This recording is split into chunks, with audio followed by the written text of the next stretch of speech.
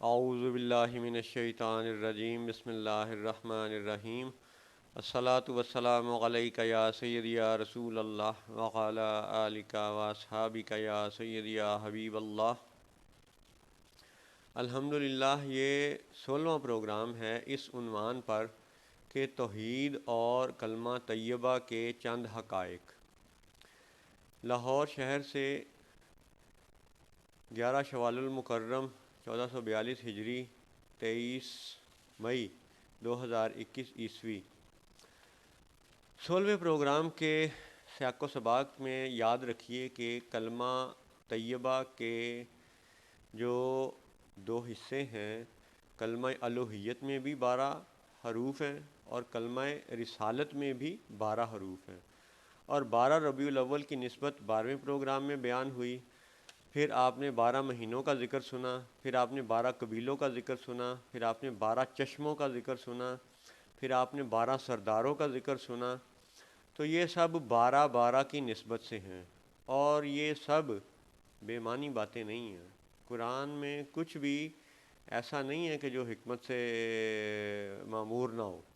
تو ان سب حکمتوں کو جاننے کے لیے پھر سے کلمہ طیبہ پہ غور کرتے ہیں اور دیکھتے ہیں کہ 12 کی نسبت سے قرآن پاک میں مزید کیا حقائق موجود ہیں۔ تو اب اس سلسلے میں آپ ایک تو یہ یاد رکھیے گا کہ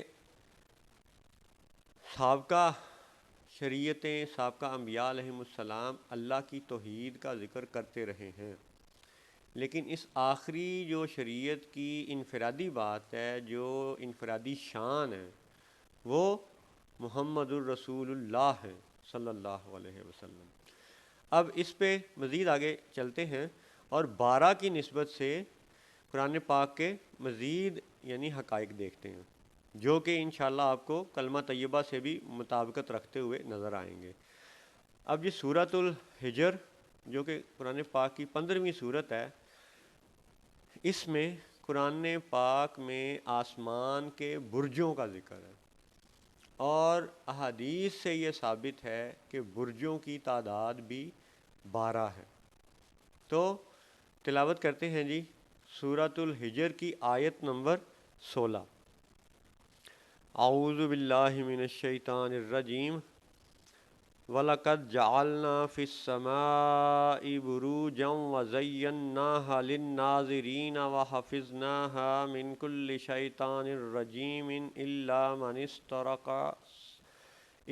مَنِ اسْتَرَقَ السَّمْعَ فَأَتْبَعَهُ شِهَابٌ مُبِينٌ۔ اچھا، یہ 15واں اور 16، 17 اور 18 نمبر آیتیں تلاوت ہو گئیں۔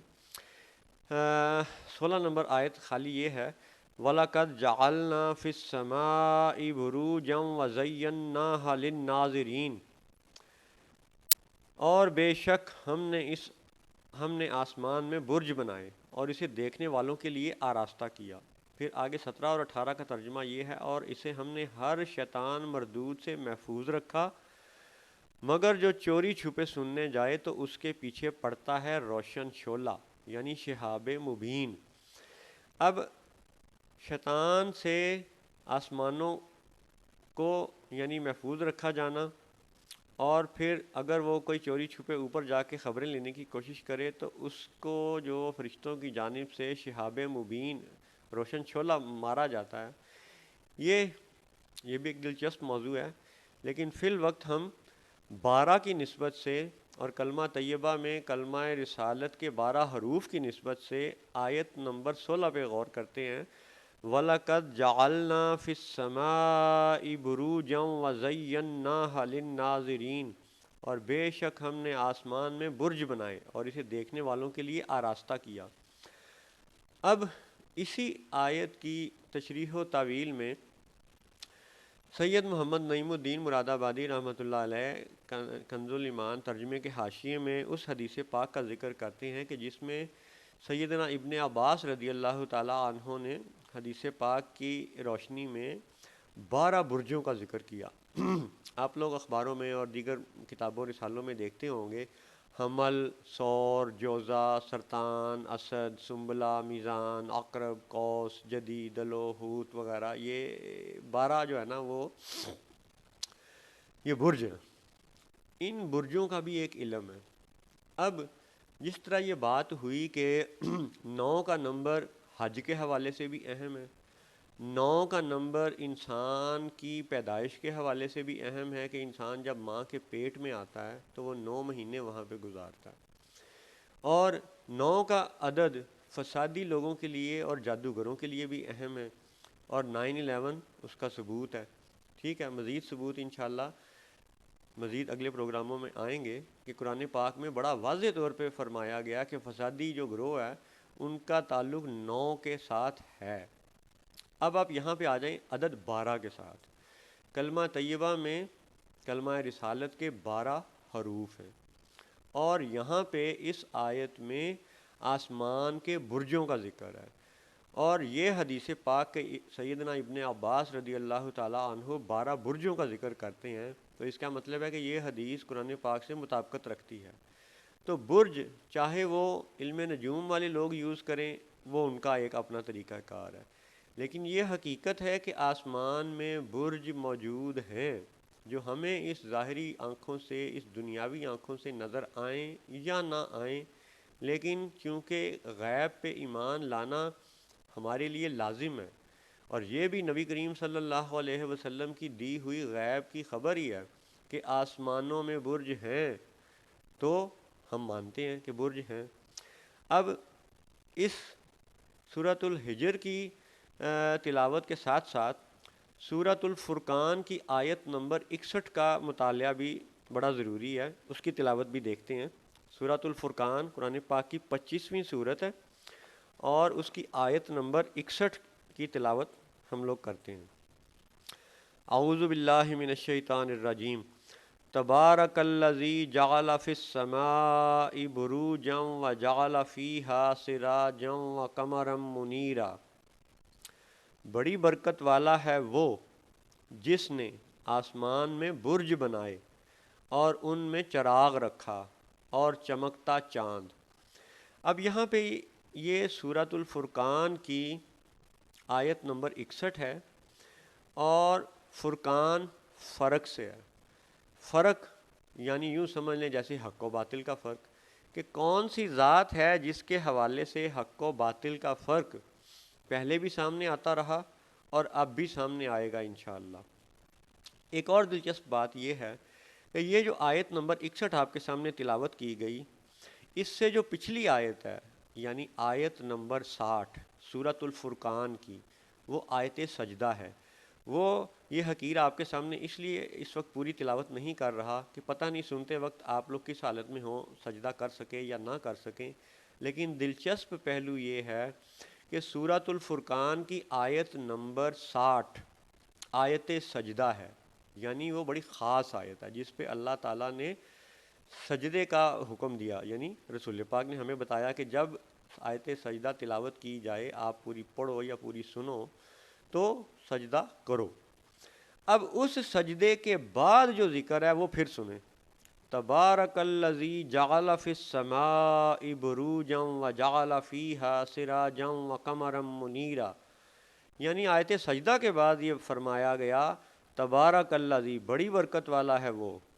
جس نے آسمان میں برج بنائے، جعل فی السماء بروجا، یعنی آسمان میں برجوں کا ذکر یہاں پہ بھی ہے، وجعل فیہا سراجا وقمرا منیرا، اور ان میں رکھا سراج، بمانا چراغ بھی ہو سکتا ہے، بمانا آفتاب بھی ہو سکتا ہے، بمانا سورج بھی ہو سکتا ہے، اور پھر فرمایا وقمرا منیرا، چمکتا چاند۔ اچھا، اب یہاں پہ اگر چاند کو موجودہ سائنس کے حوالے سے دیکھیں تو یہ کہا جاتا ہے کہ جی چاند کی اپنی روشنی نہیں ہے، بلکہ سورج کی روشنی اس پہ پڑتی ہے اور پھر منعکس ہو کے زمین پہ آتی ہے، تو چاند ہمیں چمکتا ہوا محسوس ہوتا ہے۔ لیکن یہ تو حقیقت ہے کہ چاند چمکتا ہمیں نظر آتا ہے، اسی لیے قمرم منیرا فرمایا گیا، لیکن اس آیت میں سراجم اکیلا ہے، سراج۔ پھر سنیں، وَجَعَلَ فِيهَا سِرَاجًا وَقَمَرًا مُنِيرًا، منیر کا لفظ قمر کے لیے استعمال فرمایا گیا، ارشاد فرمایا گیا۔ تو یہاں پہ سراج کے ساتھ منیر کا ذکر نہیں ہے۔ اچھا جی، اب ایک تو آپ نے یہ یاد رکھنا ہے کہ یہ آیت سجدہ کے بعد والی آیت ہے۔ اللہ اپنے برکت کا بھی ذکر فرماتا ہے، آسمانوں کے برج کا بھی ذکر فرماتا ہے، سراج کا ذکر فرماتا ہے، اور قمرم منیرا، چمکتے چاند کا ذکر ہے۔ تو اب اگر آپ یہ مان لیں کہ سورج کی روشنی سے چاند چمکتا ہے تو بھی اس آیت کی یعنی تطبیق ظاہری اسباب کے حوالے سے درست معلوم ہوتی ہے۔ لیکن اس سے بھی زیادہ دلچسپ یہ ہے کہ آپ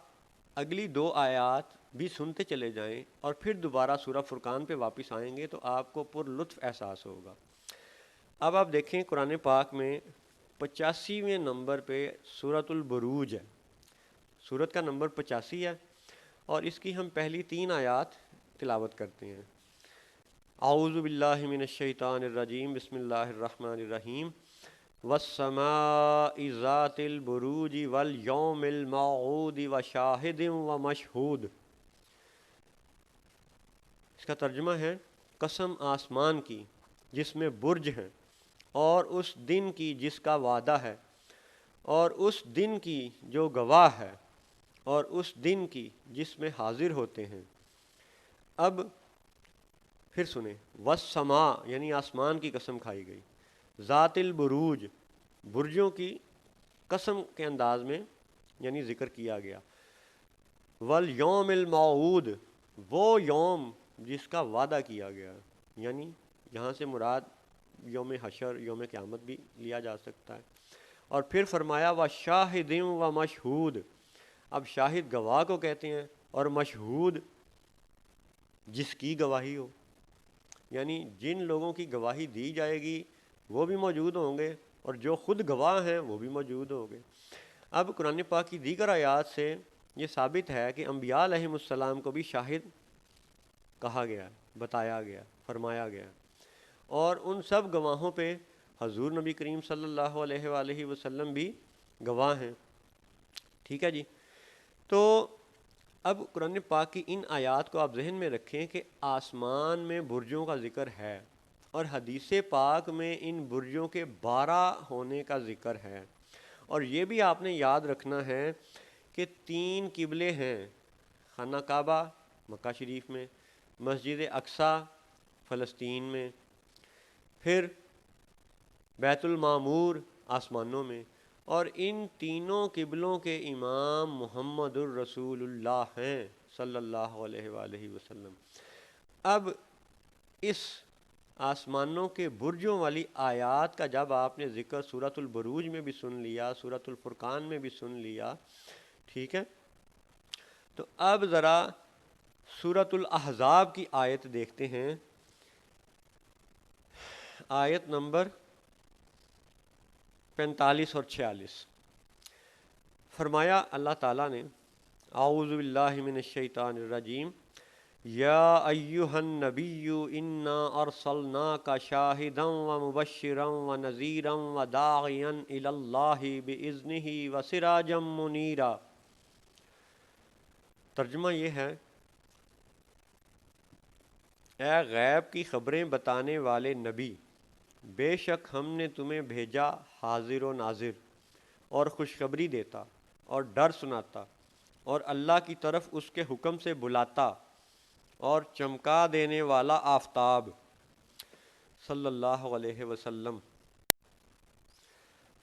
اچھا، یہ سورۃ الاحزاب کی آیات 45 اور 46 میں پھر سے ذرا غور فرمائیں۔ اللہ تعالیٰ ارشاد فرماتا ہے، یا ایہا النبی، اے غیب کی خبریں دینے والے نبی، انا ارسلناک، بے شک ہم نے آپ کو مبعوث فرمایا، بھیجا، شاہد، مبشر، نذیر بنا کے، شاہد گواہ، مبشر بشارت دینے والے، خوشخبری دینے والے، نذیر ڈرانے والے، یعنی جہنم کے عذاب سے، آگ کے عذاب سے ڈر سنانے والے۔ پھر فرمایا وَدَاعِيًا إِلَى اللَّهِ، اور اللہ کی طرف دعوت دینے والے، بِإِذْنِهِ، اسی کے حکم سے، وَسِرَاجًا مُنِيرًا، اور یہاں پہ جو سراجم منیرا کا ذکر ہے، اس کو آپ دیکھیں کہ یہاں سراجم منیرا اٹ سیلف سراج کو منیر قرار دیا گیا، جبکہ سورۃ الفرقان کی آیت نمبر 61 میں سراج کو منیر نہیں کہا گیا، قمر کو منیر کہا گیا۔ تو اب ان آیات کی تطبیق آپ یوں سوچیں کہ حضور نبی کریم صلی اللہ علیہ وسلم کو یہاں پہ فرمایا گیا یا ایہا النبی انا ارسلناک شاہدا ومبشرا ونذیرا وداعیا الی اللہ باذنہ وسراجا منیرا، یعنی سورۃ الاحزاب میں جو سراج منیر ارشاد فرمایا گیا اور جو شاہد ارشاد فرمایا گیا وہ سورۃ البروج کی آیات سے مطابقت رکھتے ہوئے دیکھیں تو آپ کو یہ ساری تطبیق محمد الرسول اللہ پہ نظر آئے گی، الحمدللہ صلی اللہ علیہ وسلم، کہ حضور ہی وہ ذات ہیں جن کے لیے یہ یوم قیامت انہی کی شان دکھانے کے لیے سجایا جائے گا، کیونکہ انہی کو مقام محمود پر مبعوث فرمایا جائے گا، وہی شاہد ہیں، اور ان کے شاہد ہونے کی شان ہم لوگ انشاءاللہ سورۃ النحل سے بھی دیکھیں گے۔ تو فی الوقت آپ دیکھیں کہ سورۃ الفرقان میں سراج اکیلا ذکر ہے اور سورۃ الاحزاب میں سراجم منیرہ ذکر ہے، تو یوں سمجھیں کہ سراجم منیرہ وہ ذات ہیں، وہ محمد الرسول اللہ ہیں جن کے نور سے یہ ساری کہکشائیں، یہ سارے ستارے، یہ سب نوری مخلوقات، یہ فرشتے منور ہیں، اور آپ سرکار ہی کے نور سے یہ کائنات روشن ہے۔ تو یہاں پہ جو سراجم منیرہ ارشاد فرمایا گیا تو اس کی تعویل یہ معلوم ہوتی ہے کہ آپ ہی وہ سراج منیر ہیں کہ جس سے باقی سورج روشنی پاتے ہیں، اور پھر جب باقی سورج، وہ کائنات میں کتنے ہیں؟ ان گنت ہیں، کہکشائیں لامحدود ہیں، ان گنت ہیں، تو سراجم منیرہ سے جو چمک پاتے ہیں وہ سراج ہیں، اور پھر سراج سے جو روشنی پاتے ہیں وہ قمرم منیرہ ہیں۔ تو اب آپ کو سمجھ آ رہی ہے کہ سراجم منیرہ ارشاد فرمایا گیا کس تسلسل میں؟ یا ایہا النبی انا ارسلناک شاہدا ومبشرا ونذیرا وداعیا الی اللہ باذنہ وسراجا منیرا، یعنی کنفرم ہے، آیات محکمات میں سے ہے کہ یہاں پہ سراج منیرہ حضور صلی اللہ علیہ وسلم ہی کو خطاب فرمایا جا رہا ہے، محمد الرسول اللہ ہی کو بتایا جا رہا ہے کہ یہی سراج منیر ہے، اور آپ ہی وہ سراج ہیں کہ جس سے اس کائنات کے ان گنت سراج جو ہے نا وہ روشنی پاتے ہیں، اور اس قدر روشنی پاتے ہیں کہ پھر ان کی روشنی قمر کو منیر بنا دیتی ہے، چاند کو چمکا دیتی ہے۔ تو اب دوبارہ سورۃ الفرقان کی آیات کے تسلسل پہ غور فرمائیں کہ آیت سجدہ آیت نمبر 60، اس کے آگے فرمایا تبارک الذی جعل فی السماء بروجا وجعل فیہا سراجا وقمرا منیرا، یعنی آیت سجدہ کے بعد فرمایا گیا کہ بڑی برکت والا ہے وہ جس نے آسمان میں برج بنائے اور ان میں چراغ رکھا اور چمکتا چاند۔ تو اب آپ یوں سوچیں کہ آیت سجدہ کے بعد اگر آسمانوں کے برجوں کا ذکر ہے اور سراج اور قمر کا ذکر ہے تو آپ ذرا محبت سے کلمہ طیبہ پہ ذرا غور فرمائیں۔ کلمہ طیبہ میں بھی کیا ہے کہ پہلے اللہ کا ذکر ہے لا الہ الا اللہ، پھر ہے محمد الرسول اللہ، یہی ترتیب، یہی شان ہمیں نماز میں بھی نظر آتی ہے کہ بندہ مومن جب باوضو ہو کے ساری وہ پاک صاف ہونے کی شرائط پوری کرتے ہوئے قبلہ رخ ہو کے جب وہ نماز اور پھر سارا قیام، رکوع اور پھر سجدے میں جاتا ہے، اور سجدہ تو بالخصوص اللہ کی الوہیت کے حوالے سے بندے کی عاجزی کا وہ مقام ہے کہ اس کی تطبیق بھی کلمہ طیبہ سے انشاءاللہ اگلے پروگرام میں بیان ہوگی، لیکن آپ غور کریں کہ جب بندہ سجدے سے اٹھتا ہے تو پھر التحیات اور پھر درود ہے، یعنی اللہ کی الوہیت کے بعد اگر محمد الرسول اللہ کا ذکر کلمہ میں ہے تو نماز کی ترتیب بھی یہی ہے کہ خالص اللہ کے لیے کیے گئے سجدے بھی تب قبول ہوں گے جب حضور صلی اللہ علیہ وسلم اور صالحین کا ذکر التحیات میں کیا جائے گا، تحیت و سلام پیش کیا جائے گا، اپنی عاجزی کا اظہار پیش کیا جائے گا، صالحین کی شان بیان کی جائے گی، اور جب اللہم صلی علی محمد یعنی محمد الرسول اللہ پہ درود پڑھا جائے گا، درود بھیجا جائے گا محمد صلی اللہ علیہ وسلم کی اور ان کی آل اولاد کی اور ان کے آباء و اجداد کی، سیدنا ابراہیم کی اور ان کی آل اولاد کی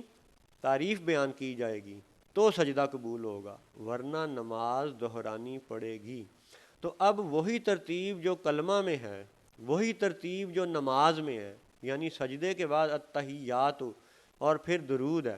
تو وہی ترتیب آپ یہاں سورۃ الفرقان میں دیکھیں کہ آیت سجدہ کے بعد آسمانوں میں برجوں کا ذکر ہے، اور برج 12 ہیں سیدنا ابن عباس رضی اللہ تعالی عنہ کی بیان کردہ حدیث کے مطابق، اور حدیث فرمان رسول ہے، اور حدیث حقیقتاً فرمان الہی ہی کا پرتو ہے۔ ان ہوا الا وحی یوحا، یہ تو وحی کے علاوہ کوئی بات کرتے ہی نہیں صلی اللہ علیہ وسلم۔ تو یہاں پہ آسمانوں کے برجوں کا ذکر ہونا، سراج کا ذکر ہونا، قمرم منیرہ کا ذکر ہونا اور آیت سجدہ کے بعد ذکر ہونا، یہ سب تطبیق نماز سے بھی ہے اور کلمہ طیبہ سے بھی ہے۔ اور 12 برج حدیث پاک سے ثابت ہیں، تو یہ آسمانوں کے برجوں کا ذکر جو قرآن پاک میں سورہ حجر میں ہے، سورہ فرقان میں ہے، سورۃ البروج میں ہے، یہ سب بھی کلمہ طیبہ کی مطابقت میں ہے۔ اور یاد رہے کہ یہ برج 12 ہیں، اور یاد رہے کہ کلمہ رسالت میں حروف 12 ہیں، اور ان سب برجوں کو اور ان سب برجوں میں پائے جانے والے چاند اور سورج اور ستاروں کو چمکا دینے والے کون ہیں؟ وَدَاعِيًا إِلَى اللَّهِ بِإِذْنِهِ وَسِرَاجًا مُنِيرًا، اور یہ وہی سراجم منیرہ ہیں جو محمد الرسول اللہ ہیں صلی اللہ علیہ وآلہ وسلم۔ السلام علیکم ورحمۃ اللہ وبرکاتہ۔